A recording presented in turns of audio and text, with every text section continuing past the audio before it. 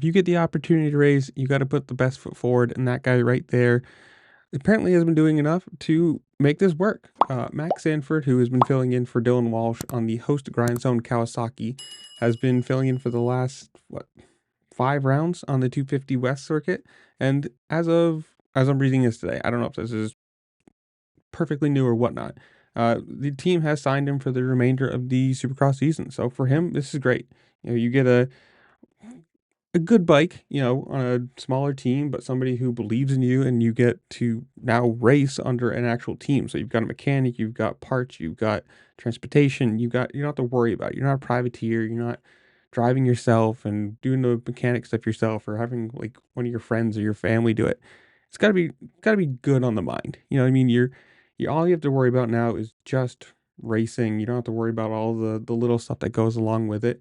And I think at the moment, if I looked this up, he is 19th in points, which doesn't sound very good, but when you consider Maximus Voland is 20th or 18th in points, like he's not exactly super high above you. You got Robbie Rageman, Joshua Vries, Ryder DiFrancesco right there with him. Like he's not even Phil Nicoletti. Like he's not super far off from these people. Obviously, you probably want to be higher up, but it's still something. Especially if you get the chance to do it. Who knows? Maybe somebody sees him and sees something in him and says, "Yeah, sure, we'll give you a ride next year," or you get a little bit of sponsor money, or you get something out of this. And either way, if this is what you want to do for a career, getting a ride and getting to race is the positive.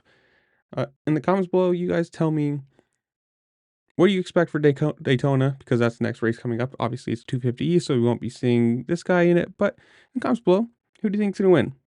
You see the little beast of Eli Tomac coming out and, continuing his Daytona domination, or whatever it is.